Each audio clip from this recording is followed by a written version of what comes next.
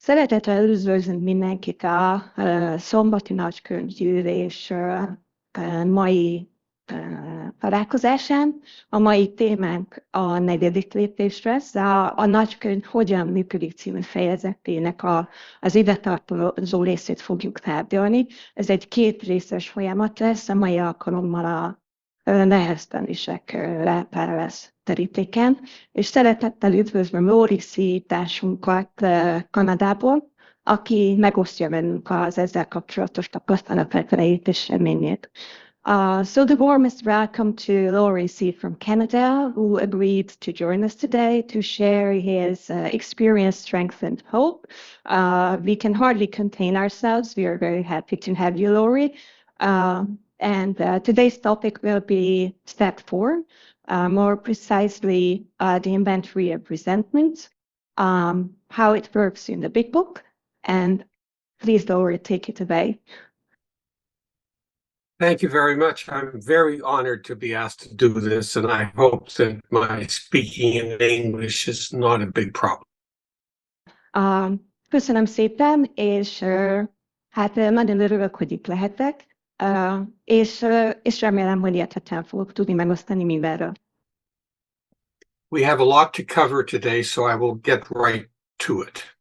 Sok mindent kell megtárgyalnunk ma, úgyhogy bele is csapok közepébe. When there was a discussion of step 3 in the big book, it was preceded by a discussion of what it means to want to be in charge of life. Amikor a nagykönyvben a 3. lépést tárgyalták, azt az előzte meg, hogy kifejtésre került, hogy mit is jelent, amikor a vezető szerepét akarjuk betölteni, én mindent irányítani akarunk az életünkben. The big book says that our problem is that we want to be in charge of everything that happens to us, and it never works. A nagykönyv úgy fogalmaz erről, hogy mindent kontrollálni akarunk, mindent irányítani akarunk, ami történik velünk, de hát ez soha nem tud megtörténni, nem sikerül. The big book says that we may want these things to happen because they're good to happen. The motives are not relevant. A nagykönyv azt is mondja erről, hogy azért akarjuk, hogy minden így történjen, mert ez jó, és igazából a motivációnk az mindegy is, hogy milyen. I may want people not to suffer in this world, but I still want it to happen. Lehet, hogy az a szándékom, arra törekszem, hogy ne legyen szenvedés a földön, de akkor is akarom ezt. This is very important for Overeaters Anonymous, perhaps more important than it is for Alcoholics Anonymous. És hát ez a kényszeres túlélőknek talán még fontosabb, mint az anonim alkoholistáknak. The big book was written by alcoholics who did bad things to the people they loved. A nagykönyvet olyan alkoholisták írták, akik kárt és bajt okoztak, szenvedést okoztak a szeretteiknek. But many people in Overeaters Anonymous were hurt by people whom they loved. De az anonim túllevők közösségébe tartozók sokszor pont, hogy a szeretteik által okozott károknak estek áldozatul, elszenvedői voltak ezeknek. Or people whom they trusted. Vagy olyanok bántottak bennünket, akikben megbíztunk. But the problem is still that we wish things did not happen the way they did. De a probléma az így is ugyanaz, hogy azt akartuk, hogy a dolgok ne úgy történjenek, ahogy történtek. Although I did not suffer as many of my friends in Overeaters Anonymous have, there is a whole history of suffering behind many people in Overeaters Anonymous. Bár én nem szenvedtem el olyan, vagy nem estem áldozatul olyan fokú szenvedésnek, mint sok társam itt az OA-ban, de hogy nagyon sok szenvedés van mögöttünk. So it is important to understand that from the big book perspective, the wish to be in charge of life, even if your motives are absolutely understandable, is the root of our problem. Azt kell megértenünk, hogy a nagykönyv megközelítése abban áll, hogy az, hogy mi akarjuk irányítani a dolgokat, Ez okozza a problémáink gyökerét, még akkor is, hogyha szándékaink jók. And the big book calls this wish to be in charge of life selfishness. És a nagykönyv ezt az akaratunkat, hogy mi akarjuk irányítani a dolgokat az életünkben, ezt önzőségnek nevezi. In English, the word selfish means wanting things to go my way because they're good for me. Az angol meghatározás szerint a selfishness, vagyis az önzőség szó azt jelenti, hogy azt akarom, hogy úgy alakuljanak a dolgok, ahogy én akarom, mert ez nekem jó. But in the big book, the word selfishness means simply wanting my way, even though what I want is good. A nagykönyv úgy használja ezt a szót, hogy egyszerűen csak arra utal, hogy azt akarom, hogy úgy legyenek a dolgok, ahogy én akarom, még akkor is, hogyha a szándékok jók. So the decision we make in step 3 is to try to find a way by which we are no longer wanting to be in charge of life. Tehát a harmadik lépésben azt a döntést hozzuk meg, hogy egy olyan utat keresünk az életünkben, ahol nem mindent mi akarunk irányítani és alakítani. And the way we do that is to find out our defects of character in relation to life. Ezt pedig úgy valósítjuk meg, hogy feltérképezzük a jellemhibáinkat, amik az életünkben működnek. And to clean up the past and to live a better life in the future. Eltakarítjuk a múlt romjait, és egy jobb életre törekszünk a jövőben. Now, I'm sure you learned in the last discussion on step 3 that it is only a decision and that there's no action taken by simply making a decision. De úgy gondolom, hogy már megtanultátok az előző alkalommal a harmadik lépés tárgyalva, hogy a harmadik lépés az pusztán egy döntés, és ennek a döntésnek ott nincsen cselekvésbeli következménye. I can decide to be on this Zoom broadcast, but if I don't type in the numbers and join it, my decision is worth nothing. Dönthetek úgy, hogy belépek erre a Zoom találkozóra, de hogyha nem írom be a számokat, és nem nyomok Enter, akkor semmit nem ér az elhatározásom. And the big book stresses on pages 63 and 64 that we have to go right from our decision into action. A nagykönyv az angol 63-64. oldalán azt hangsúlyozza ki, hogy a döntéstől azonnal neki kell lendülnünk a cselekvésnek. On page 64, it says we start upon a personal inventory, which was step 4. So step 4 is the beginning of the inventory. A 64. oldalon az áll, hogy azonnal haladéktalanul mérhető erkölcsi leltár írásába kezdünk, ami ennek az akciódús sorozatnak a kezdete, az első lépése. A magyar kiadásban 61. oldal.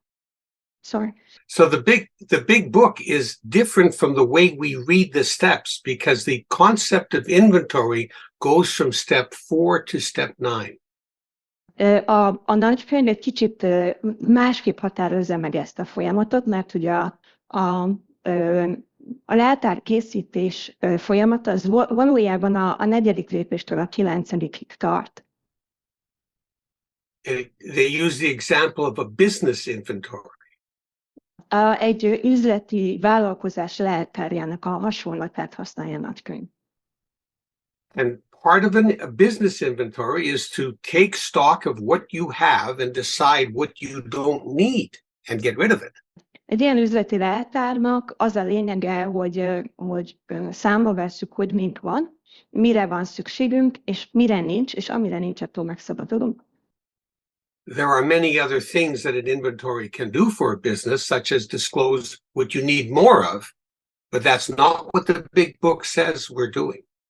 Egy ilyen leltárkészítés az üzleti vállalkozások esetében más haszonnal is járhat. Például azt számba veszi, hogy mire van szükségünk, de a nagykönyv az nem ebben az értelemben használja ezt a folyamatot.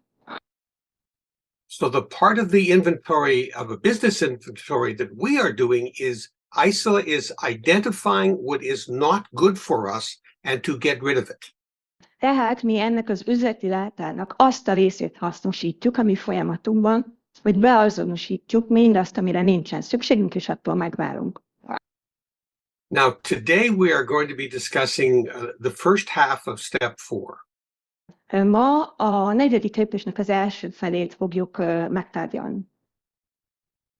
And in a month's time, we will be discussing the second half of step 4. És egy hónap múlva megint jövök, és akkor jövünk a második felére is. Today we will be discussing the identification of what it is that we have to get rid of. Ma azt fogjuk kivesézni, hogy hogyan tudjuk beazonosítani mindazt, amitől meg kell szabadulnunk.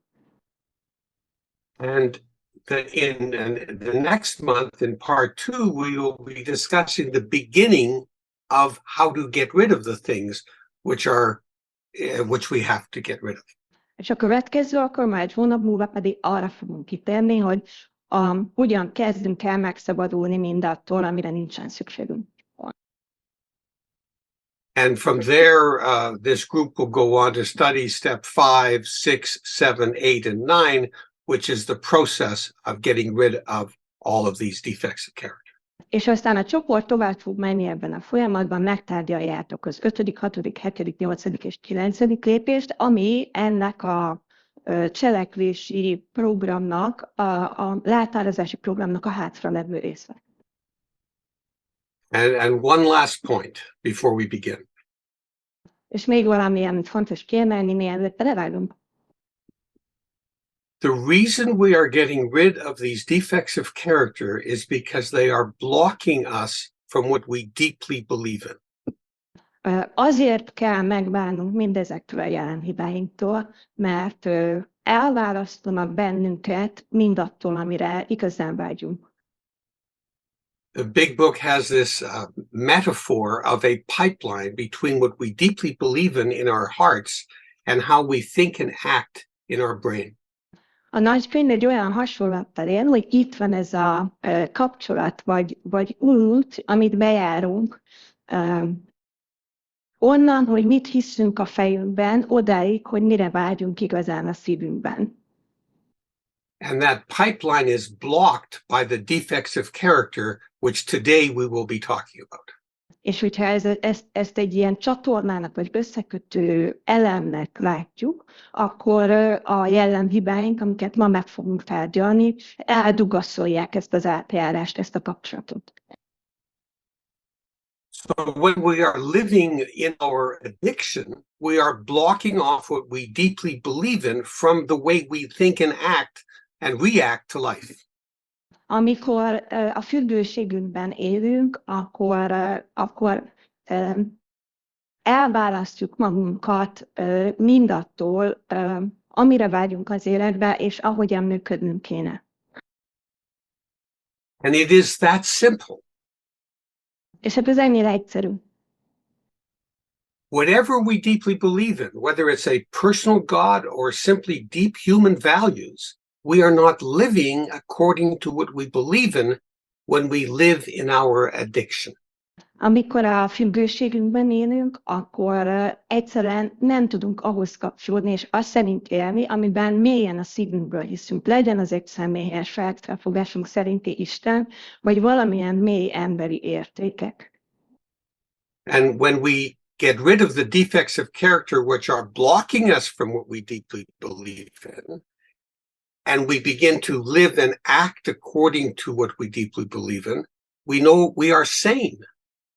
És amikor elhárítjuk ezt az akadályt, és amikor elkezdünk úgy élni, és úgy cselekedni, hogy ez összhangban van mindazzal, amiben mélyen hiszünk, akkor tudjuk, hogy józanul és egészségesen működünk. And when we are sane, we don't want to go back to our addiction. Why would we? It's killing us. És amikor eljutunk ehhez a felépültséghez, akkor hát egyáltalán eszünk ágában sincsen visszatérni a függőségünkhöz, ami amúgy megölne bennünket.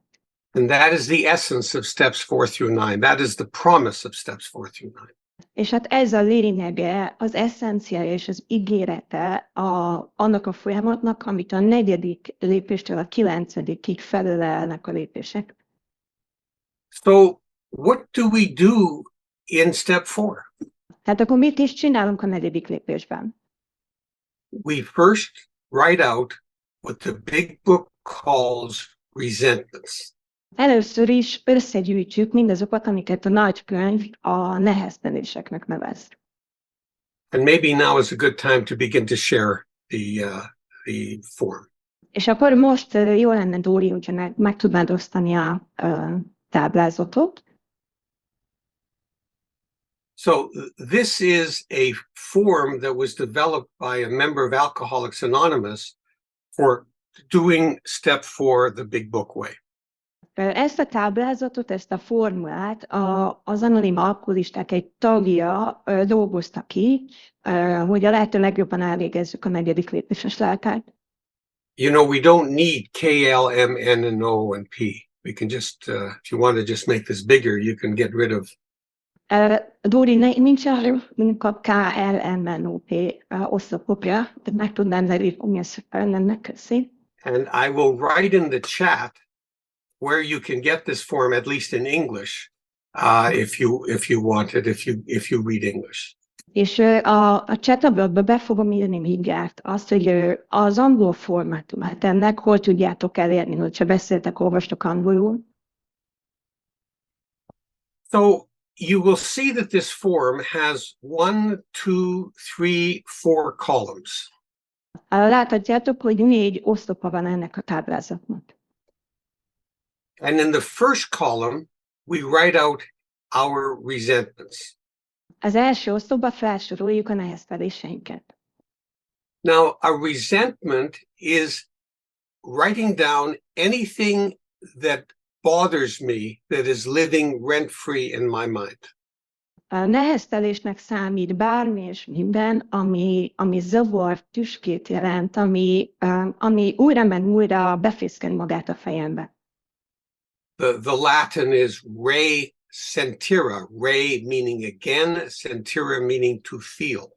A latin eredete a szónak az a re sentire, a re az az újra, vagy az ismét, a sentire az az érezni.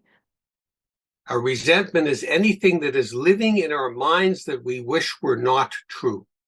Tehát neheztelésnek számít minden olyasmi, ami befészkeni magát a fejünkbe, és szóval úgy van ott, hogy közben azt szeretnénk, hogy bárcsak ne lenne igaz. The big book sometimes talks here about things that we are angry about.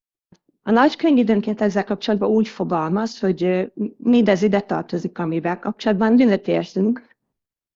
But many of us in Overeaters Anonymous don't know how to be angry. We know only to be sad or to feel sorry for ourselves. De az OA-ban a legtöbben nem ismerjük a harag érzését, inkább azt ismerjük, hogy hogyan legyünk szomorúak, vagy hogyan bántsuk önmagunkat. So we have to understand, and we have to understand that a resentment is anything that bothers us. Tehát ez fontos leszögezni és megérteni, hogy a neheztelést ezt olyan értelemben használjuk, hogy minden ide tartozik, ami zavar bennünket, ami bánt. And the big book says we write down people, institutions, and principles that bother us. A nagykönyv úgy fogalmaz, hogy leírjuk az embereket, intézményeket és elveket, amik zavarnak bennünket. Under people, we would write down people who have done bad things to us or bad things to other people. Ugye az emberek kategóriájába esnek mindazok, akik rosszat tettek nekünk vagy másoknak. Or people we've done bad things to. Vagy olyanokat is ideírhatunk, akiknek mi okoztunk bajt. We could write down people we have never met, but who we know have done bad things or are doing bad things. Olyanok is szerepelhetnek ezek között, akikkel soha nem találkoztuk személyesen, de tudjuk, hogy rosszat tettek, vagy most is rosszat tesznek. An institution is a group of people whose names you don't know, but who act together. Az intézmények magukban foglalják azokat az embercsoportokat, Tehát olyan embereket, akiknek a nevét nem tudjuk, de közösen együtt cselekszenek. It could be a real institution like a university or a school. Ez lehet egy konkrét intézmény, mint egy egyetem vagy iskola. It could be a system like the justice system. Vagy lehet valamilyen rendszer, például az igazságszolgáltatás. It could be a group of people like a political party. De lehet egy olyan csoportosulás is, mint például egy politikai párt.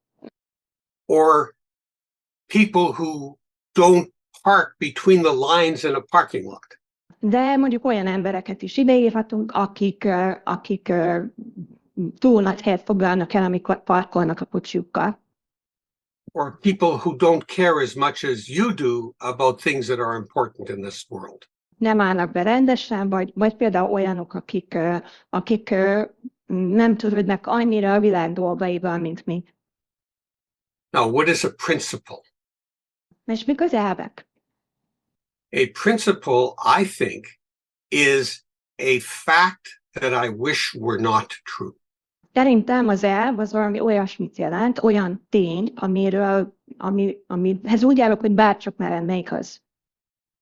That can be as personal as I will never get thin. Ez lehet olyan személyes gondolat, hogy soha nem fogok lefogyni, Or I will always be alone. de mindig egyedül maradok. Or as broad as people suffer in this world and I can't do anything about it. De lehet ennél sokkal általánosabb is, például, hogy a világon szenvedés van, és én tehetetlen vagyok ezzel kapcsolatban. Or my grandchildren will be growing up in a horrible world. Vagy hogy az unokáim egy borzalmas világban fognak élni.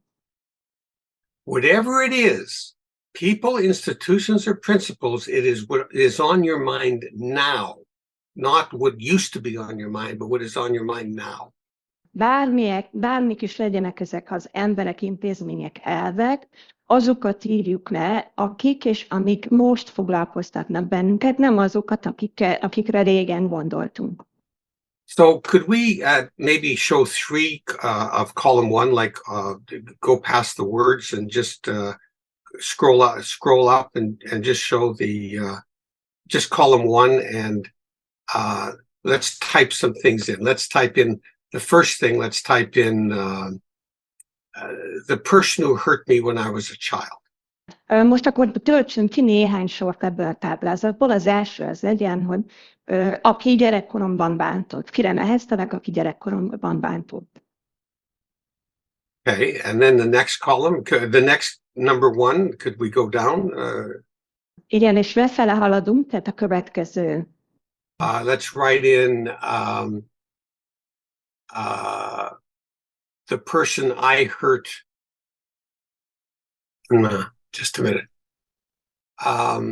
I just try to find the best examples. Let's write down a person who is doing bad things in this world. Próbálok jó példát kitalálni, legyen a második az, hogy aki rosszat tesz a világban. And in the next one, Egyen lejjebb. I will always be alone. Magányosan fogok élni. Mindig egyedül maradok, magányos maradok. These are just examples. Ezek most csak példák. And then the big book says, why do we have this resentment about the things that are in column one? És aztán a nagykönyv azt kérdezi, hogy mi az oka a neheztelésünknek azokkal a dolgokkal kapcsolatban, amik az első oszlopban szerepelnek. So the first thing you have to do is fill out column one, all of the things that are on your mind right now. Only then can you go on to column two. Tehát úgy haladunk a táblázat kitöltésében, hogy először az első oszlopot töltjük ki, az elsőtől az utolsóig, tehát lefelé haladunk, és csak utána léphetünk tovább a második oszlopra. We're only using 3 examples, but usually people will have 20 or 30 or 60 or more. Most csak 3 példát használunk, de a legtöbben 20-at, 30-at, 60-at, vagy még többet sorolnak fel a neheztelés listájukban. And remember, they can be as deep as how badly I was hurt as a child. És hát ne felejtsük, hogy ez lehet nagyon mély és személyes, például, hogy gyerekkoromban milyen fájdalmakat, szenvedést éltem át. Or as not so important, but still bothering you, people who cough at concerts. De lehetnek apróságnak tűnő dolgok is, amik nagyon zavarnak, például, hogy körög valaki a koncerten. Whatever is bothering you at this moment. Bármi ide kerül, ami jelenleg zavart. Okay. In column 2, we write out in point form why these things are on our list. A második oszlopban pedig ilyen listaszerűen összegyűjtjük azokat az okokat, hogy miért zavarnak bennünket ezek a dolgok. And we only use little points. We don't go into detail. Felsorolást írunk, nem megyünk részletekbe. We are not reliving what happened. We are trying to understand why they are on the list. Nem akarjuk újraélni ezeket a dolgokat, hanem megpróbáljuk megérteni, hogy miért is szerepelnek a listánkon. So, for example, many of my friends in Overeaters Anonymous were sexually abused as children. Például sok barátom, ismerősöm az OA-ban szexuális bántalmazás áldozatául esett gyermekként.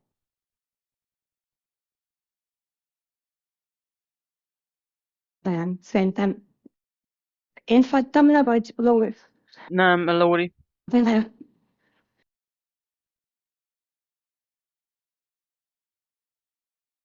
Very sorry.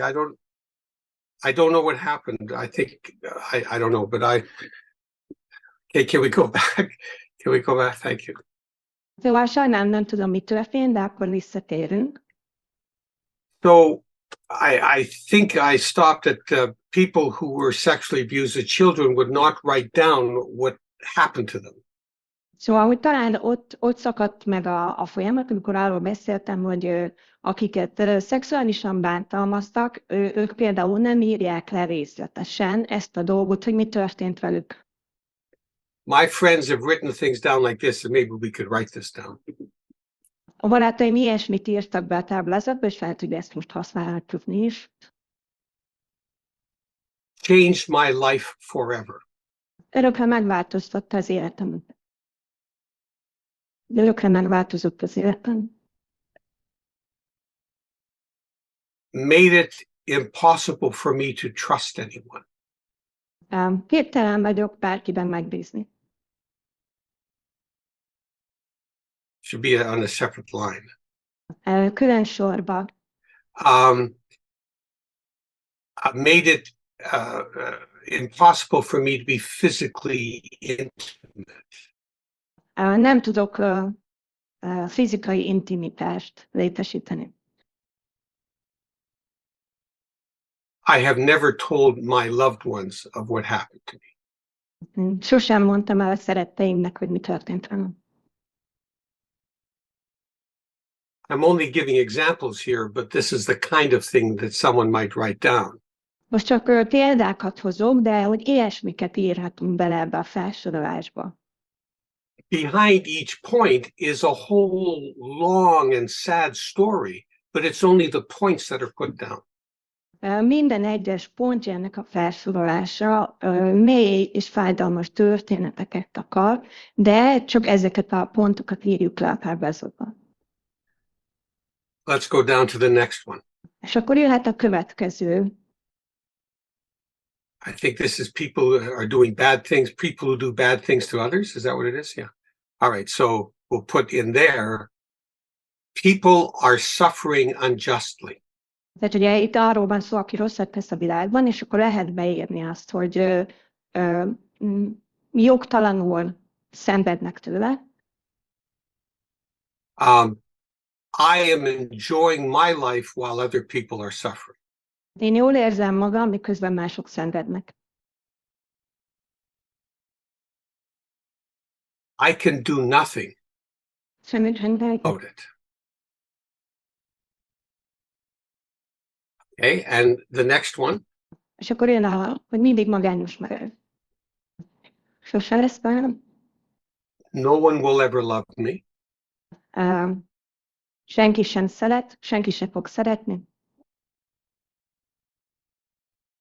I will always feel uncompleted. Mindig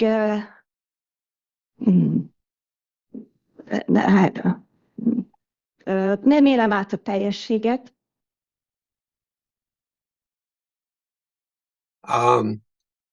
People will make fun of me as I get older. Ha megöregszem, kigúrnának majd. Okay, so again, for every single one of our resentments, we go through this in this way. De hadd hangsúlyozom ki, hogy minden egyes nehezteléssel kapcsolatban, amit fölírunk a táblázatba, ilyen módon végigmegyünk a listán. We probably will put down our parents, our siblings. Jó eséllyel beleírjuk a táblázatba a testvéreinket, a szüleinket. And we will have things why they're on the list. És hát azt is kifejtjük ilyen listaszerűen, hogy miért vannak ők benne a táblázatban. Although it didn't happen to me, many of my friends in Overeaters Anonymous had very unhappy childhoods. Én nem értem át ezt, de hogy sok társam itt az OA-ban gyerekként sok fájdalmat élt át, nem volt boldog gyerekkora. I think what is also important for people to understand is that this column is not necessarily going to be read off at a step 5. Azt is fontos megértenünk, hogy egyáltalán nem feltétlenül kerül felolvasásra ez az oszlop az 5. lépésben. So you can put things down that you might be embarrassed to say to someone else without worrying about sharing them with someone else. This is not the point of step 5. Tehát ide olyat is lehet beleírni ebbe a felsorolásba, amit nehezen osztanánk meg másra, mert nem feltétlenül kerül megosztásra, mert az 5. lépésnek nem az a lényege. All right. So that's column 2. Now column 3, we try to figure out how and why this affects, or just how, or whether this affects parts of us. Akkor meg vagyunk a második oszlop, én a harmadik oszlop, itt azt próbáljuk megfejteni, hogy hogyan érint ez bennünket, hogyan gyakorol ránk hatást. I'm going to run out of time. If I don't cut this part short, I'll just do an example for the first one. Hogyha nem rövidítem ezt le, akkor ki fogok futni az időből, így aztán csak az első példát fogom kifejteni. So for the, that's self-esteem, right? Az első az önértékelés. Okay, so the first one is, I can't remember what that was, hurt me. It changed my life, Jen. Yeah, does that affect my self-esteem? Az érinti az önértékelésemet, tehát ez beixeljük. It affects how I feel about myself. Put an X there or something. You don't have to do anything special. Aha, tegyél oda bicet, nem kell. The Keptelen Vagyok is... I am unable to trust anyone. Affects my self-esteem. Ugye az, hogy képtelen vagyok bárkiben megbízni, ez is érinti az önértékelésemet. Ez is érinti az önértékelésemet. Yes. Ez is. All right. The next one is security pocketbook. Well, okay, it's okay. So this part is financial security, but other senses of safety as well. Tehát ez az oszlop, ez szól az anyagi biztonságról, de a biztonság egyéb vonatkozása is ide tartoznak.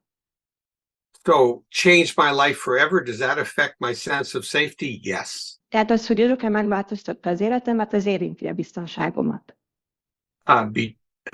Can't trust anyone, that affects my security. Of course it does. A második is, hogy nem tudok megbízni.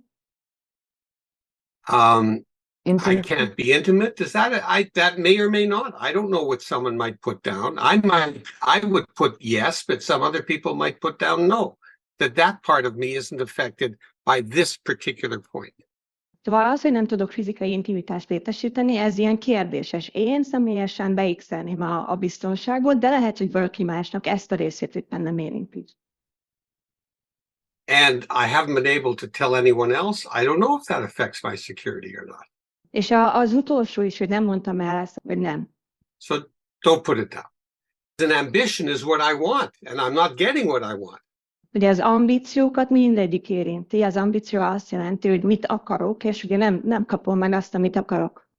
So put an X for each one of them, please. Így mindenhova jöhet az X. The next is affects my personal relations. Yes, for all of them. A személyes kapcsolataimat mindegyik listálemé érinti, úgyhogy itt is jöhetnek az X-et. Affects my sex relations for all of them.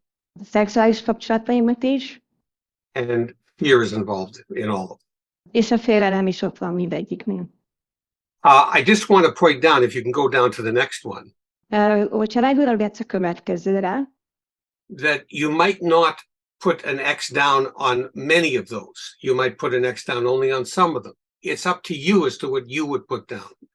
az fontos, hogy nem kell automatikusan mindenhova beixelni. Tehát ugye ez nagyon személyes, hogy hova teszed ki az X-eidet. All right. Now, the most important part, one of the most important parts is coming right up. We finished this. Most jön, hogy ezzel végeztünk az egyik legfontosabb rész. Again, we do this for every resentment that we have listed. És nagyon fontos, hogy ezt minden egyes felsorolt meheztelés esetében elmondjuk.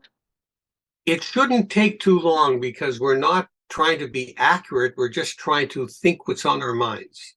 Ugye nem kell, hogy túl sok időt vegyen igénybe, mert nem kell nagyon tűpontosan csinálni, csak azt írjuk le, azt becázzuk ki, hogy mi van a fejünkben. But what we end up with is a bunch of X's or check marks or ticks or whatever you call it. Tehát, hogy amit eddig megcsináltuk, azért nagyon fontos, mert ebből alakul ki az, hogy lesz egy csomó X-ünk, vagy pipánk, vagy pontocskánk, mit használunk. And the big book says, look at how affected we are by things that have happened to us. És a nagykönyv arra biztat bennünket, hogy nézzük meg, vegyük észre, hogy mindaz, ami történt velünk, az milyen szinten érint bennünket. All these things are running around in our mind. Ez a sok minden ott cikázik a fejünkben. So many of these things affect how we feel about ourselves, our self-esteem. És sok közülük arra van hatással, hogy hogyan érezzük magunkat, hogy milyen az önértékelésünk, az önbecsülésünk. They affect how safe we feel. Vagy azt, hogy mennyire érezzük magunkat biztonságban. They thwart our ambitions, what we want out of life. We're not getting what we want out of life. Vagy azt üzelik, hogy milyen ambícióink vannak, hogy mit akarunk elérni az életben, és azt írtak, hogy nem jutunk ehhez hozzá.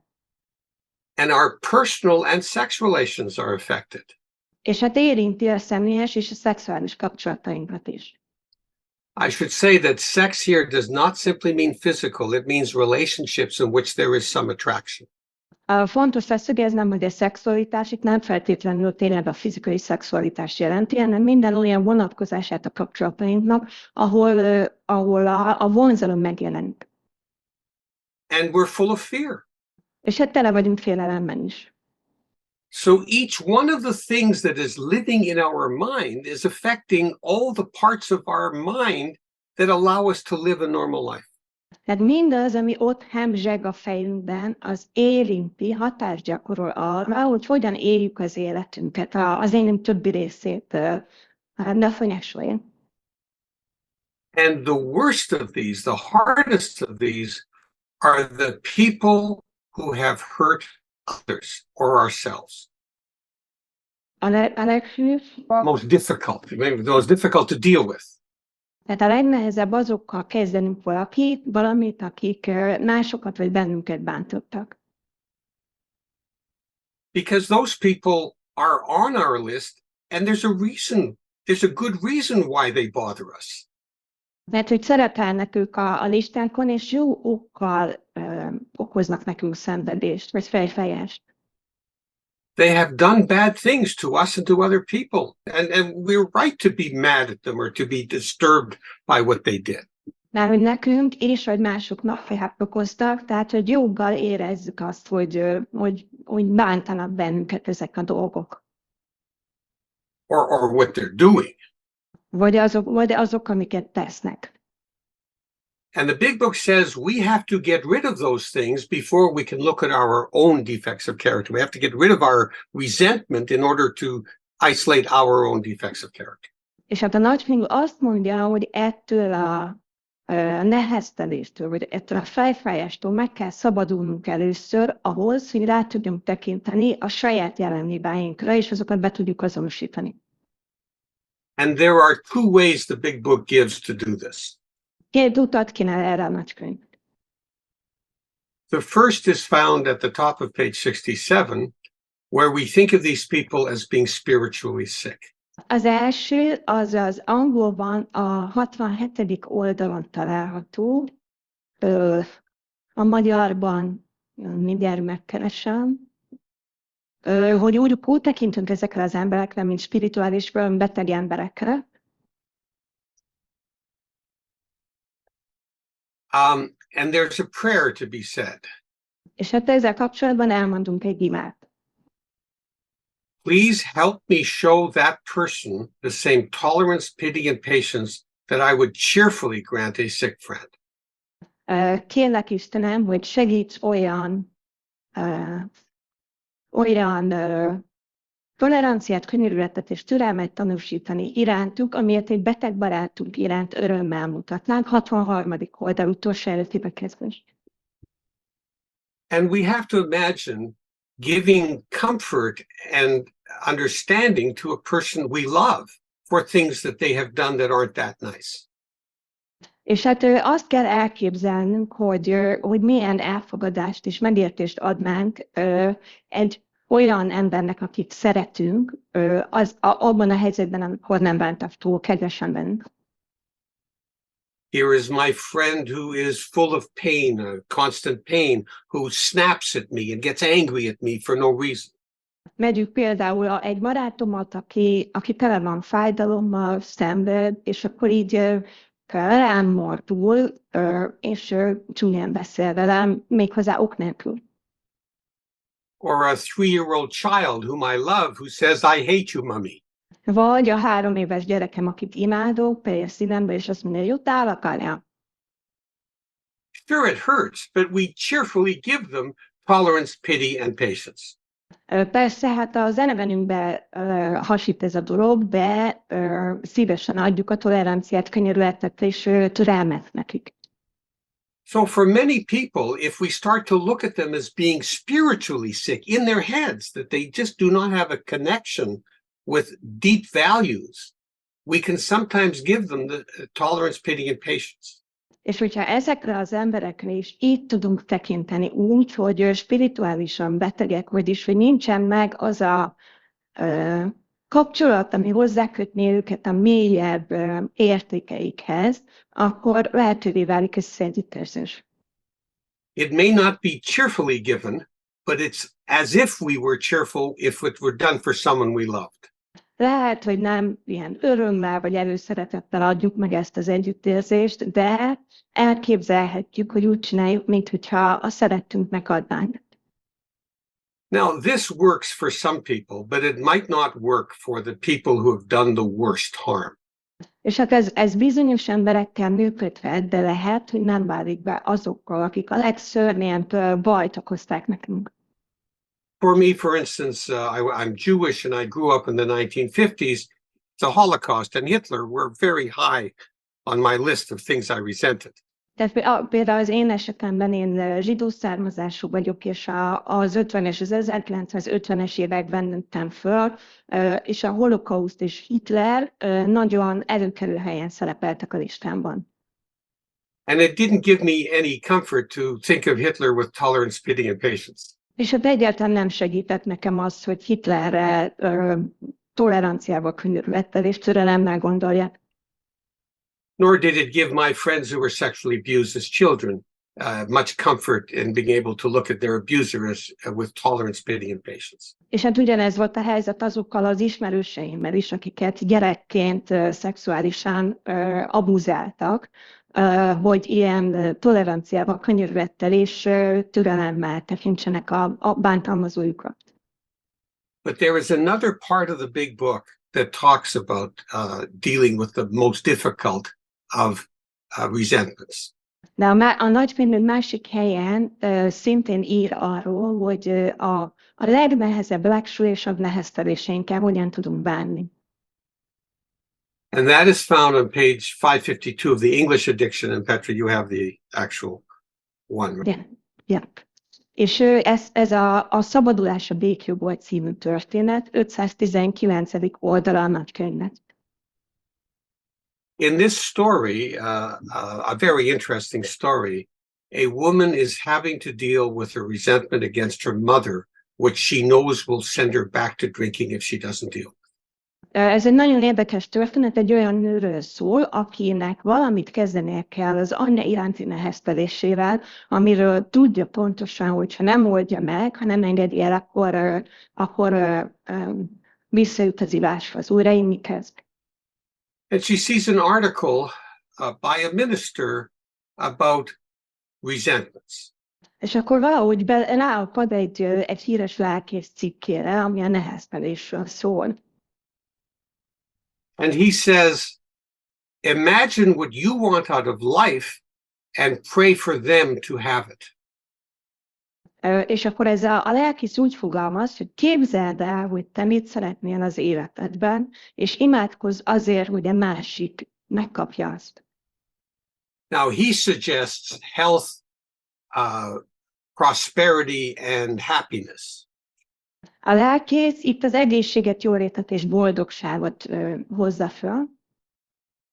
But I think that most of us at this point of our journey are looking for something far deeper than that. De szerintem a legtöbben az utazásunknak, vagy a folyamatunknak ezen a pontján sokkal mélyebb dolgokat keresünk ennél. We are looking to be able to love and to be loved. Arra vágyunk, hogy képesek legyünk szeretni, és bennünket is szeressenek. We want to feel serenity and a sense of accepting. Lelki békére vágyunk, arra, hogy képesek legyünk az elfogadásra.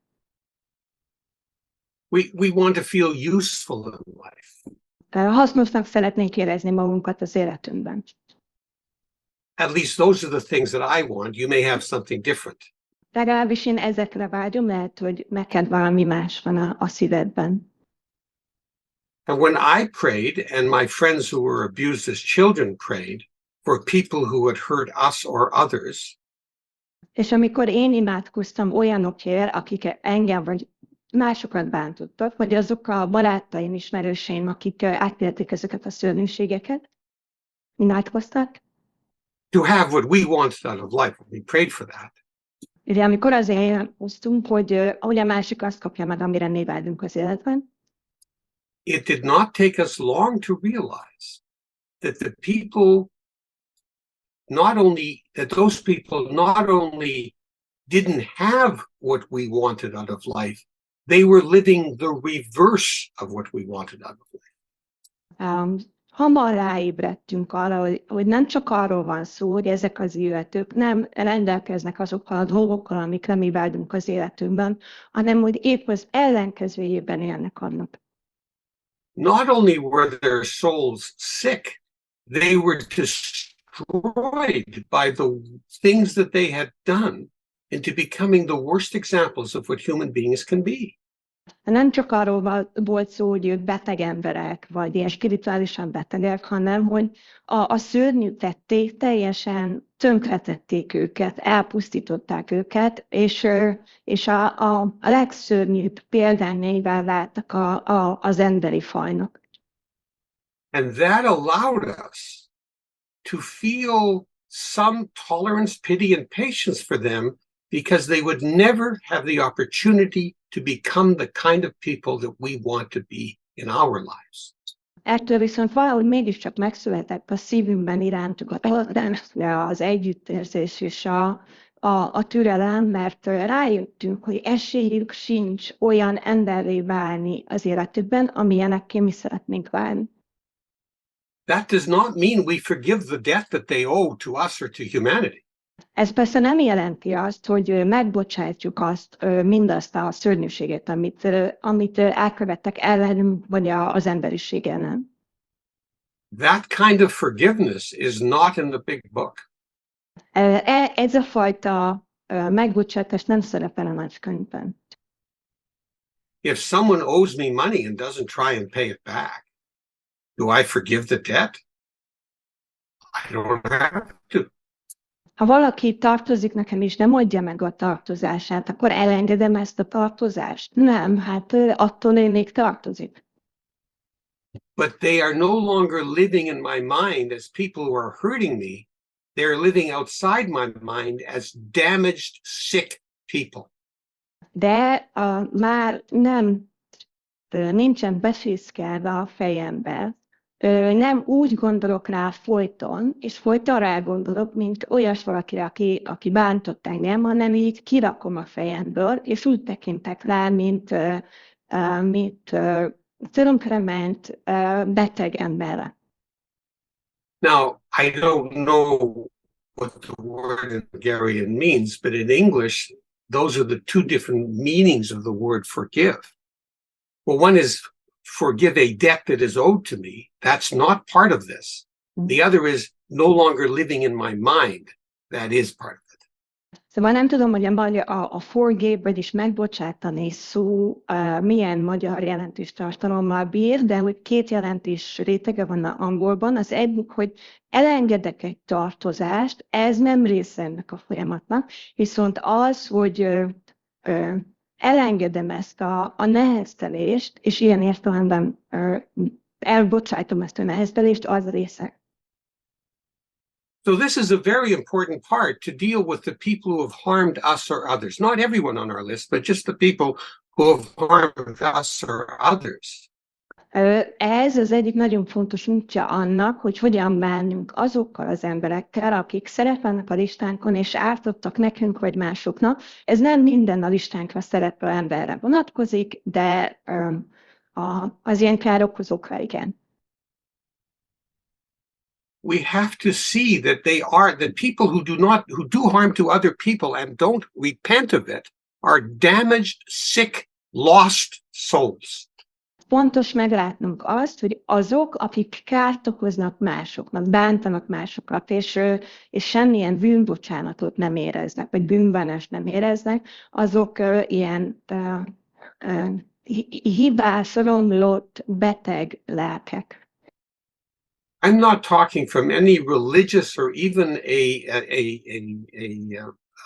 from any religious perspective. I'm not speaking from a religious perspective.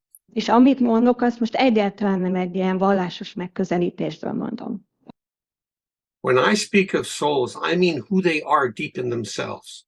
Amikor a lelket, az emberi lelket említem, akkor arra utalok, hogy mélyen legbelül kik vagyunk. They may have money, power, and and a great reputation. Lehet, hogy ezek az emberek rendelkeznek pénzzel, hatalommal és elismertséggel. But we know that they are living a lie and that they are the saddest people really in the world. De mi meglátjuk és tisztában vagyunk azzal, hogy egy hazugságban élnek, és valójában a világ legnyomorúságosabb és szomorúbb emberei. They will never know what it is to love and to be loved. Sose fogják megtapasztalni ezt, hogy milyen szeretni és szeretve lenni. They will not only not be useful, they will be destructive. They have been destructive. Nem csak, hogy nem lesznek mások hasznára, hanem kifejezetten kárt okoznak, destruktívak, rombolóak. I should say not only will they not know how to love or to be loved, they create hate. Nem csak, hogy nem tudnak szeretetet adni és kapni, hanem gyűlöletet generálnak. And they can't be living a serene life at all. Always be in chaos. Nekik nem osztályrészük a lelki béke, mindig is káosz fogja körülvenni őket. So we can now put them out of our minds because they exist as the sad, as tragic examples of the worst that human beings can be. És hát azért ezen a ponton azért tudjuk eltávolítani őket a gondolatainkból, mert meglátjuk azt, hogy ők az emberi faj legszomorúbb és nyomorultabb példái. But we can change because we can become the kind of people that we want to be. Mi viszont képesek vagyunk megváltozni, mert olyan emberekké tudunk válni, amilyenek szeretnénk lenni. And the journey that we're on through the 12 steps will do that for us. És a 12 lépésen keresztül tett utazásunk eljuttat bennünket. No matter what harm we may have done in our lives, we are on a journey to make up for those wrongs and to become better people. Bármilyen rosszat is követtünk el az életünkben, bármilyen kárt is okoztunk, egy olyan utat járunk be, ahol jóvá tesszük ezeket a károkat, hogy jobb emberré válhassunk. Now, the big book says we are ready to look at our own defects of character. És akkor a nagykönyv azt mondja, hogy ez az a pont, amikor készen állunk arra, hogy a saját jellemhibáinkkal szembenézzünk. And here, the big surprise comes that there are only 4 defects of character. És akkor most jön a nagy meglepetés, hogy összesen 4 ilyen jellemhiba van. Not even the 7 deadly sins or the 25 lists of bad things, but only 4. Még csak nem is a 7 főbűnről beszélhetünk, vagy a 25 rossz dologról, hanem erről a 4-ről. They're very deep and very broad, but there are only 4. Ezek nagyon mélyek és nagyon átfogóak, de csak ez a 4 van. And because there are only 4, we will be willing in steps 6 and 7 to get rid of them, and we will see how they have harmed other people. És hát miután csak 4 van belőlük, ezért a 6. és a 7. lépésükben készen állunk, hajlandóvá válunk, hogy megváljunk tőlük, és azt is meg fogjuk látni, hogy hogyan okoztak kárt másoknak. And we will see actually next month when we discuss fears and relationships, how we can live a life without these defects of character, even before we get to step 5. És a jövő hónapban, amikor a félelem és a kapcsolatok listát fogjuk átbeszélni, akkor azt is meg fogjuk látni, hogy hogyan tudunk már a 6., 7. lépés előtt is egy jobb életet élni, ezek nélkül a jelenlévek nélkül. And it's found here. Where had we been selfish, dishonest, self-seeking, and frightened? Ugye az áll itt a szövegben, hogy Dóra egy picit lejjebb görgetni, hogy lássam a tetejét a felblázatnak, hogy hol voltunk önzőek, őszintétlenek, én központúak és félelemteliek. Köszönöm. Now remember, we've already decided that the word selfish doesn't mean only I want things for myself. It means I just want things to go the way they should go.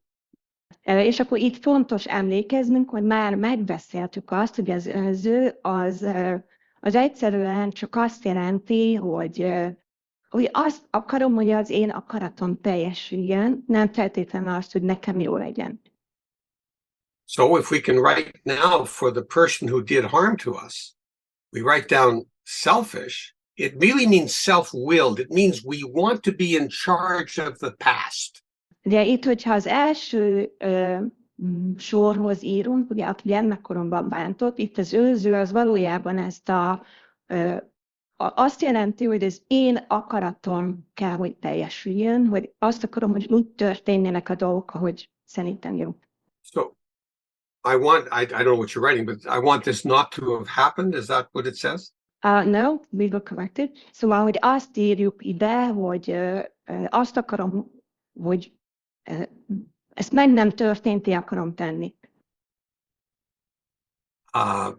My friends have written down things like, I want the past not to have occurred. A barátaim ilyesmit írtak, hogy bárcsak a múlt ne történt volna meg. Got a few more.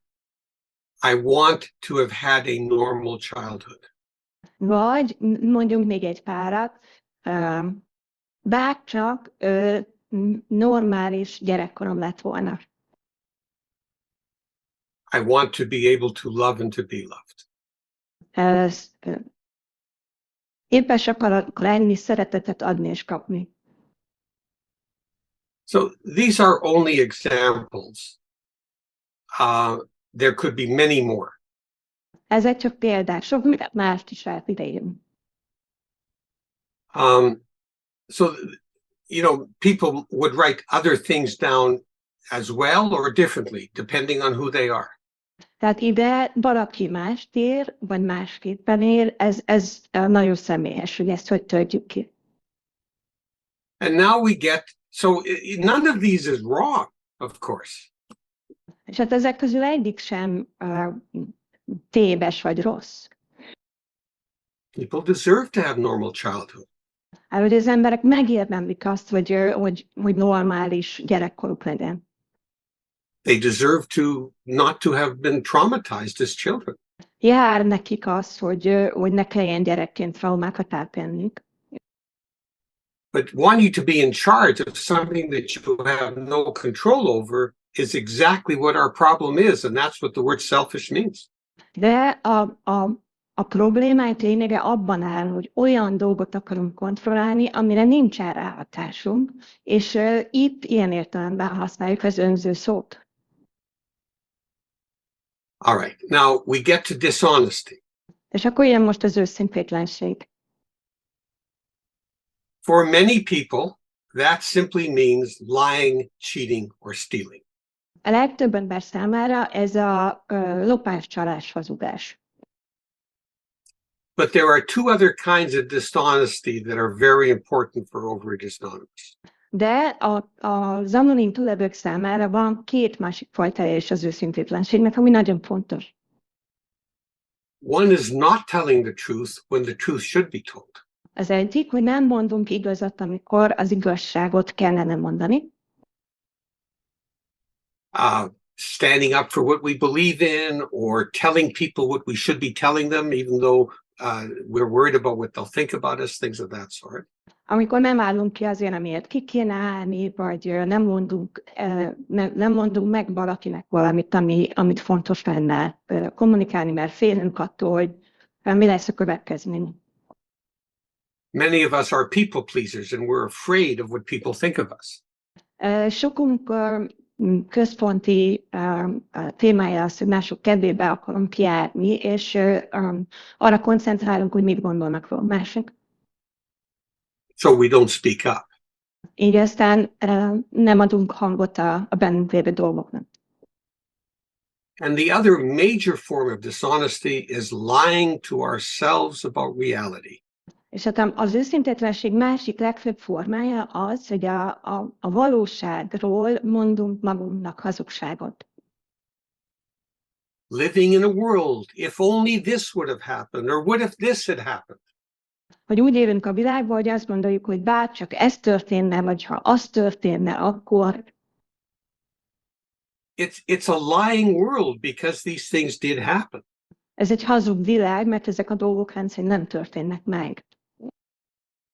So for dishonesty, for instance, with this particular resentment, we might write down, it happened 25 years ago. Tehát ezzel a konkrét nehezteléssel kapcsolatban ide az őszintétlenséghez írhatjuk azt, hogy 25 éve történt. I can't change the past. Nem tudom megváltoztatni a múltat. I have not told my loved ones Nem mondtam el a szeretteimnek, why I cannot hug them. hogy miért nem tudom megölelni őket. Sosem mondtam el a szeretteimnek, hogy miért nem tudom megölelni őket. And then this is what is it? Self-seeking, is that what it's called? I don't know what it is. And this idea here, self-seeking, is looking to define who we are by what other people have done to us. És akkor jön az én központú, angolul a self-seeking, ami annyit jelent, hogy azáltal definiáljuk, határozzuk meg önmagunkat, hogy mások mit tettek velünk. So this might be, I feel shame and guilt because of what someone did to me when I had no control over what happened to me. Tehát ide olyasmi tartozhat, hogy szégyent és bűntudatot érzek mindazért, amit valaki velem tett, amire nekem egyáltalán nem volt ráhatásom. Many of my friends have written that down. Sok barátom pontosan ezt írta ide. And well, let's write this down first. Jó, először írjuk fel, tehát szégyent és bűntudatot érzek azért, amit velem tettek, de nem volt ráhatásom. I feel helpless in this world because of what happened to me 25 years ago. Tehetetlennek érzem magam, amiért, ami 25 éve történt velem. Again, these are simply examples. Other people would write other things down, and many of my friends have. Megint csak példákat sorolok fel, mások más dolgokat írnának ide, a barátaink közül sokan mással töltötték ki ezeket a rubrikákat. Okay, the next is frightened. És akkor jön a félelem. And I am afraid of relationships. Félek a kapcsolatoktól. Are we writing it down? I'm afraid, yes, good, thanks. I'm afraid of always being alone. Félek, hogy örökre egyedül maradok. There may be many other things. Let's go down to the next one. This is people are doing bad things. Yeah. So selfish. Wanted to stop. Sok mindent lehetne írni, de akkor menjünk a következőre, aki rosszat tesz a világban. Az önző az lehet, hogy hagyja abba. I want people not to suffer. I want it to stop. Azt akarom, hogy legyen vége, hogy ne szenvedjenek mások. Dishonest.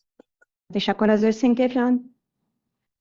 I have no control over any of this. Nincs ezekre ráhatásom. I can't tell you how many times I've written that down for myself. El sem tudom mondani nektek, hogy hányszor szerepel ez az én saját lelktáramban, hogy nincs ráhatásom. This is the serenity prayer. Ez voltak éppen a lelkihívő témája.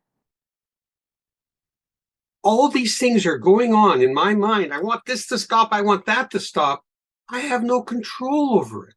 Tele van a fejem ezzel a rengeteg mindennel, ennek is legyen vége. Az is szűnjön meg. De hogy közben semmilyen ráhatásom nincsen ezeken. But sometimes I have written down, I'm not doing enough to stop it. És aztán máskor meg pont azt írtam le, hogy nem teszek eleget azért, hogy véget vessek valaminek. Maybe I should be giving more money to an organization that can help. Lehet, hogy több pénzt adományozhatnék olyan szervezeteknek, akik meg van ráhatása. So you can see that it depends on you. It's not what I would write down, it's what you would write down. Ugye tehát azt kell meglátni, hogy rajtunk áll a dolog. Tehát nem az a lényeg, hogy én mit írnék ide, hanem hogy te mit írnál ide. Self-esteem. Igen, az ilyen a... If I were in charge of the world, it would be a better world. Az én központú, ugye, hogyha én lennék a világ ura, akkor jobb lenne a világ. Self-seeking, I mean, not self-esteem. Igen, tehát nem az én önbecsülésről beszélünk, hanem az én központúságról. So you can see that in the first example, self-seeking is I feel bad about myself because of how other people have treated me. In this example, it's if I were in charge of the world, it would be a better world. Tehát, hogy az első példában látjuk, hogy az én központúság azt jelenti, hogy szégyent és bűntudatot érzek azért, amit valaki más csinált velem, itt pedig azt gondolom, hogy ha én irányítanám a dolgokat, akkor jobb lenne a világ, de mind a kettő. But both of them are me as God. Mert mind a kettőben én vagyok az Isten. And both of them deal with having other people define how I feel about myself. És mind a kettőnek az a lényege, hogy mások határozzák meg azt, hogy én hogyan érzem magam a saját bőrömben, hogy mit gondolok, mit érzek magamról. Instead of defining myself by how well I live according to what I deeply believe in.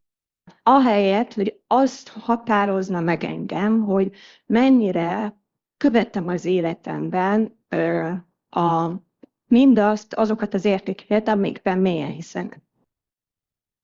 Because that's the only way to feel really good about yourself is to live according to what you believe in. Mert ugye az egyetlen útja annak, hogy jó érzésekkel legyünk önmagunk irányában, az az, hogyha azt követjük, amiben hiszünk, azt szerint élünk. Regardless of what other people say, and regardless of what happens. Bármit is gondoljanak, vagy mondanak mások, és bármi is történjen. And then let's go to fears. És akkor menjünk a félelemre. Or frightened, I should say. I'm afraid it will continue. I'm afraid of, can you repeat that? I'm afraid that the harm continues. Tehát, hogy attól félek, hogy ez a károkozás folytatódik. And the next one, és a következő, which is what I will always be alone, right? Yes, ugye ez a mindig magányos maradok. I don't want to be alone. Nem akarok egyedül lenni. And here's where the mind begins to think a bit more. És akkor itt indul be az agyunk. I want people to take care of me when I'm older. De azt akarom, hogy mások a gondomat viseljék, hogyha megöregszem. I want other people to make me feel good about myself. Azt akarom, hogy mások segítsenek abban, hogy jól érezzem magam a bőrömben. Másoktól várom ezt. But also, I have so much love to give. De sok szeretet van bennem. Okay, dishonest. Jöhet az őszintétlen. It depends, but we could say I hide from people. Ugye sok minden lehet, de mondjuk például az is, hogy rejtőzködöm mások elől. See, this is dishonesty because if I don't want to be alone and I hide from people, I'm creating a situation where I'm going to be alone. De ez azért őszintétlen, mert hogyha nem akarok egyedül élni, de közben elbújok, akkor egy olyan helyzetet teremtek meg, amiben hát óhatatlanul egyedül maradok. I have rejected relationships that were offered to me. Nemet mondtam korábbi kapcsolatok lehetőségére. I am so full of fears that I don't even reach out to people. Annyira félek, hogy elkerülöm az embereket. Some people might write down, I am so full of self-pity that I am not available for the few friends that I have. Van, aki azt írná ide, hogy annyira sajnálom magam, vagy annyira tele vagyok a sajnálattal, hogy még a kevés barátom számára is elérhetetlen. Again, these are only examples. I'm not saying that this is true for any particular person who's here. Hangsúlyozom, hogy ezek mind példák, tehát egyáltalán nem feltétlenül igazak mindenkire, akitől. Okay, so self-seeking. Akkor jöhet az én központú. Lawrie, we have 10 minutes to go. Thank you. It'll be just right. It's just going to work out. Self-seeking is people who are alone are laughed at by society. Az én központúság lehet az, hogy a magányos emberek nem része a társadalomnak. Nem részei a társadalomnak. Tehát kiszorulnak a társadalomnak. Laughed at, maybe it doesn't matter. And I am defined by how many friends I have. Az határoz meg engem, hogy hány barátom van. Rather than being defined by my relationship with my higher power. Ahelyett, hogy egy felsőbb benemmel való kapcsolatom határozna meg engem. And under frightened, És akkor élhet-e félelemteli? I am frightened of always feeling lonely. Félek, hogy mindig magányos maradok. I just realized if we can go back to dishonesty. Most jut eszembe, tudunk menni az őszintétlenségbe. Dishonesty is being alone does not mean being lonely. De hogy oda lehetne érni, hogy az, hogy egyedül élek, az nem egyenlő azzal, hogy magányos vagyok. Well, I'd sure like to know what words were used there. But anyway, so going back to frightened, Jó volna tudni, hogy milyen szavakat használtok. I'm frightened of other people. Félek másoktól. Félek az emberektől. So we're almost ended here. So you can see that these defects of character are very deep. Majdnem a végére értünk, de azt látjátok ezekből a példákból, hogy ezek a jelenlébek nagyon mélyek. And you begin if you have 20 or 30 or 40 or 100 resentments. És hogyha a táblázaton 30, 40, 50, 100 neheztelés van, you will see patterns and repetitions. Akkor gyorsan mintázatokat és ismétlődéseket fogunk felfedezni. I don't know what the equivalent in Hungarian is, but in English we use ditto, little the same. Detto. So we'll be saying if we have 5 siblings and we do one of them in detail, we'll probably put detto for the other 4. Nem tudom, hogy magyarul mit használunk, angolul a dittót használjuk, magyarul a dettót, hogyha van mondjuk 5 tesóm, és mindegyik szerepel a táblázatban, az egyiket kifejtettem, akkor az összes többinél lehet, hogy azt fog állni, hogy detto. And it is the most amazing thing to see all these patterns and repetitions going on in our whole life. És hát egészen varázslatos, amikor így kibomlik az, hogy az egész életünket átszövik ezek a mintázatok és ezek az ismétlődések. We're also beginning to see the harm that we're doing to other people by not being there in the present for them because we're living in the past. És akkor egyre inkább azt is kezdjük meglátni, hogy mennyi kárt okozunk a környezetünkben élőknek azáltal, hogy egyáltalán nem vagyunk itt a jelenben, mert a múltban élünk. All the feelings that we have about things not going my way come out as frustration, as anger, as self-pity. We're not people in this world.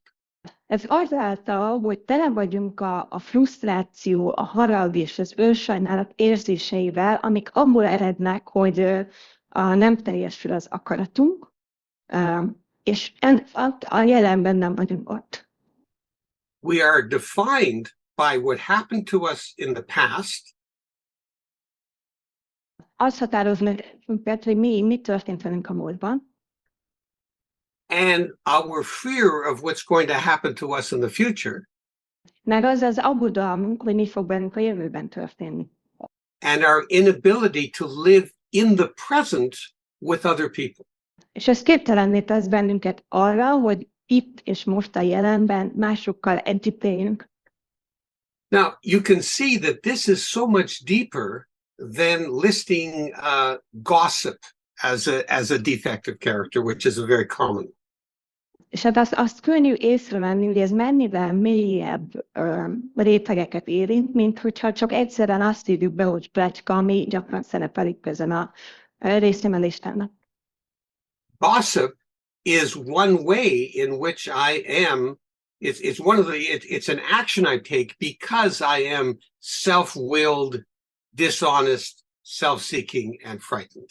Hát a pletyka az egy olyan cselekvés, amiben azért bonyolódom, mert önző, őszintétlen, énközpontú és félelemteli vagyok. Selfish, I want people to like me and not to like the person I'm gossiping about. Ugye úgy vagyok önző, hogy azt akarom, hogy mások engem szeressenek, és ne szeressék azt, akiről pletykálok. Dishonest, I'm not telling the whole truth about the person I'm gossiping about. Őszintén úgy vagyok, hogy nem mondom el teljes igazságot arról, akiről pletykálok. Self-seeking, I'm trying to make myself look better by making the other person look worse. Én központú úgy vagyok, hogy a másikat úgy akarok jobb színben föltűnni, hogy a másikat leértékelem, vagy lenyomom. And fear of being alone and of them finding out what I'm doing.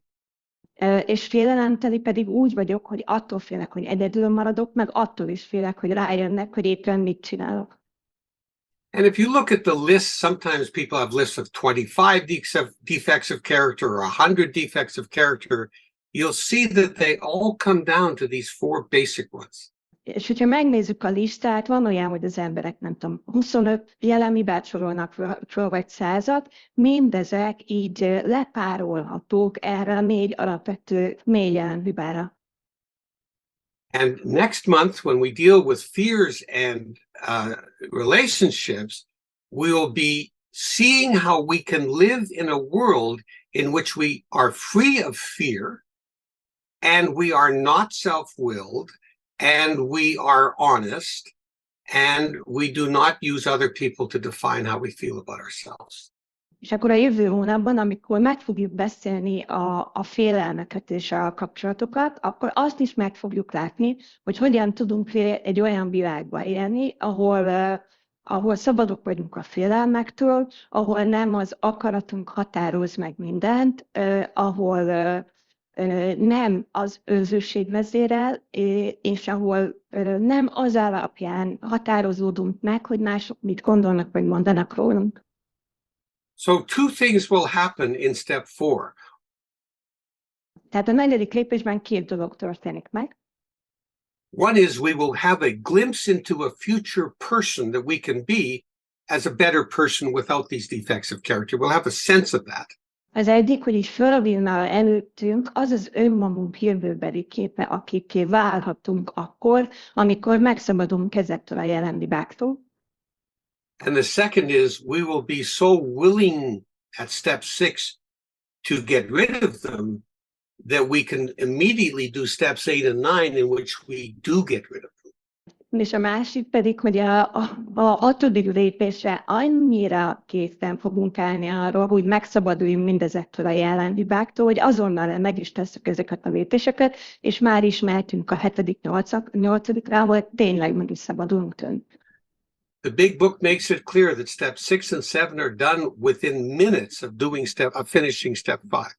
A nagykönyv teljesen egyértelművé teszi azt, hogy a 6. és 7. lépés az 5. lépés befejezése utáni percekben megtörténik, letudható. And the way to get rid of your defects of character is to do steps 8 and 9, where you're saying, I want to be a better person. Let me make up for the past and live a better life. És hát hogy szabadulok meg ténylegesen a jelenhibáimtól úgy, hogy megteszem a 8. és a 9. lépést, de ahol azt mondom, hogy hadd tegyem jóvá mindazokat a károkat, amiket a múltban elkövettem, hogy jobban legyek. So from the directions in the big book, each step doesn't take the same length of time to do. És hát a nagykönyv iránymutatásai szerint a lépések nem ugyanannyi időt vesznek igénybe. Ez van, amelyik hosszabb, van, amelyik rövidebb. You should be able to do step 4 in 3-4 weeks. A 4. lépést azt 3-4 hét alatt képesnek kell, hogy legyünk megtenni. Step 5, 6, and 7, the same day within 3 or 4 hours. Az 5. lépést azt 3-4 óra alatt megfejtjük. Egy nap alatt. And then steps 8 and 9 begin you on this incredible journey of finding the sanity that allows you to stay away from your addiction. És ugyanez érvényes, tehát az egy napon belüliség érvényes a 6 hétre is, és aztán a 8. és 9. az pedig annak a kezdete, hogy eljutunk a felépüléshez, és eljutunk a józan, éppelmélyű élet csodájához. Thank you. I'll see you next month. Köszönöm szépen, és akkor találkozunk jövő hónapban. Lawrie, thank you very much, and there will be 20 minutes of questions and answers. Köszönjük társunk bevezetőjét. A következőkben lehetőség nyílik a bevezetővel, a mai lépéssel és a nagykönyvvel kapcsolatban kérdéseket feltenni a speakerünknek. Kérdésedet kétféleképpen teheted fel. A Zoomban alul a Reactions részben a Raise Hand gombra kattintva jelentkezhetsz, és amikor a levezető társunk szólít, akkor megfogalmazhatod magyarul, közvetlenül a speaker felé, ezzel hozzájárulsz a kérdésedről készített hangfelvételhez, illetve elküldheted írásban, privát chatben a levezető társnak, aki név nélkül felolvassa azt. A privát chat úgy lehetséges, hogy megnyitod a chat ablakot, és a megírt üzenet címzetjeként nem a mindenkit, everyone, hanem a levezető társ nevét állítod be, ami ma Timi T. A levezető társunk a jelentkezések és a beérkezések sorrendjében fogja szólítani és felolvasni a kérdéseket. És most tiétek a szó, jöhetnek a kérdések.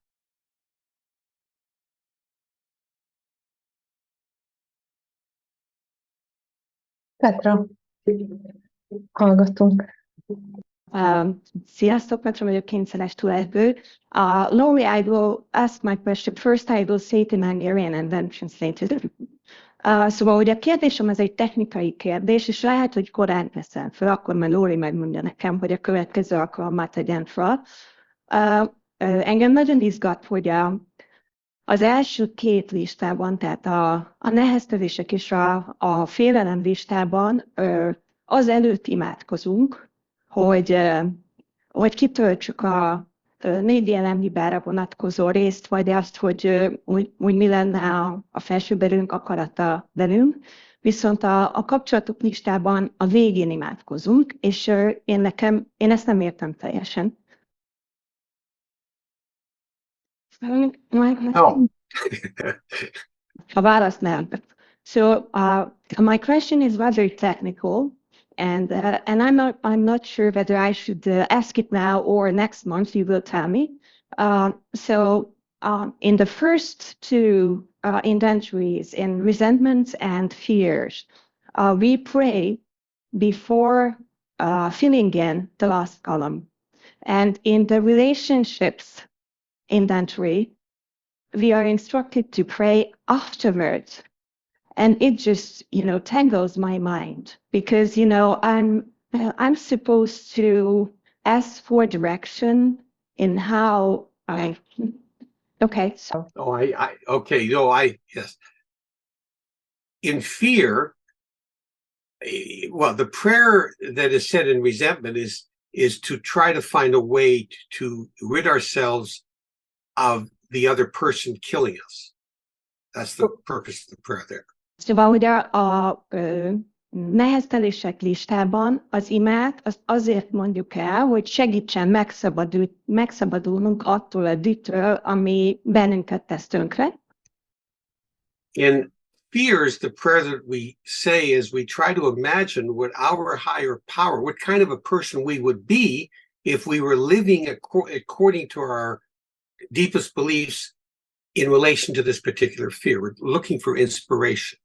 A félelem listában azért imádkozunk, hogy megkapjuk azt az iránymutatást, hogy a felső belünk milyennek akarna bennünket, milyen típusú emberek lennénk akkor, hogyha az adott félelemmel kapcsolatban megszabadulnánk, vagy nem lenne bennünk ott ez a félelem, és a legmélyebb értékeinket követve élnénk. But in the relationship, we already know the harm that we've done to some of the people who are on our list. And we're just asked to list it. And then we say, what could we have done differently? We don't need inspiration for that. Okay. Tehát a kapcsolatok listában viszont már pontosan tudjuk azt, hogy milyen kárt okoztunk a másiknak, aki szerepel a listánkon, és már megírtuk azt, hogy mit tehettünk volna másképp, ehhez nincs szükségünk inspirációra. So prayer is, in the big book, it's basically asking for advice, in a sense, and waiting and listening for the advice. Tehát a nagykönyv értelmezésében az imádság lényege az, hogy tanácsot kérek, és aztán megvárom és meghallgatom, hogy milyen tanács érkezik. And because there are people in this room who may be like me, I want to emphasize that this is true for people who do not believe in any God, because I don't. It still works. Tehát, hogy szeretném kihangsúlyozni azt, hogy lehet, hogy vannak itt a Zoom szobában olyanok, mint én, akik nem hisznek Istenben, semmilyen Istenben. Ezeknek is, tehát így is működik ez a dolog. And I'll talk about that when we get to fear. És erről majd fogok részletesen beszélni, ha a félelemekhez eljutunk. Thank you. No, I really appreciate that. I'd never thought of that, but I think that's the answer. That's a good question. Köszi a kérdést, sose gondoltam erre, de szerintem ez a válasz. Érkezett chatten egy kérdés, így szól, illetve kettő, egy társtól. Neheztelés listában miért nem szerepel, hogy önmagamra is haragszom, illetve miért oszlopunként haladunk és nem soronként? Okay, so two written questions from one fellow. The first question goes, in the resentment inventory, why myself is not included? So, resentment towards myself. And the second question is, why is it this way and not this way that we complete the inventory? The second one first. Először a második kérdésre válaszolok. You are concentrating on one idea all the way down. Végig egy elképzelésre koncentrálunk. And this allows you to see patterns. Ez pedig segít meglátnunk a mintázatokat. If you go across, well, first of all, the big book says you don't go across, you go each column. The big book says that, so I do that. Először is a nagykönyv azt mondja, hogy lefele haladunk, úgyhogy én lefele haladok. But the other is you're not skipping from one idea to another idea to another idea. You're concentrating on one question all the way each way. De a másik megfontolás ennek a hátterében, hogy nem ugrándozok a különböző gondolatok között, hanem az egyik gondolatmenetet végigviszem, tehát hogy kire haragszom például. With respect to the first question, the big book talks about being tough on yourself, but softer on others. Az első kérdés tekintetében a nagykönyv azt mondja, hogy általában keményebben bánjunk, keményen magunkkal, és gyengéden másokkal. And we don't make amends to ourselves except by changing into better persons by making amends to others. Szóval, hogy magunknak nincsen más jóvátételre szükségünk, mint arra, hogy jobb emberré váljunk, és megváltozzunk, és jobban bánjunk másokkal, és jóvátételt tegyünk másoknak. But under principles, we can write down all things about ourselves that bother us, just not ourselves. De a hiedelmek, nem a hiedelmek, hanem az elvek kategóriájában beírhatunk a listánkba minden olyat, ami magunkkal kapcsolatban zavar. Unlike some other 12-step programs, the big book is all about others and not ourselves. Nem úgy, mint más 12 lépéses programban, a nagykönyv az másokról szól, és nem magunkról. You hear very often people saying the first person I have to make amends to is myself. De gyakran mondják az emberek, hogy hát az első, tehát leginkább önmagamnak tartozom jóvátételre. But from the big book perspective, that's not the case. De a nagykönyv szempontjából nem erről van szó. Your job, the big book says, is to be of maximum helpfulness to others, not to yourself. A nagykönyv azt tanítja nekünk, hogy a lehető leghasznosabbá váljunk mások számára, ne önmagunk hasznára váljunk.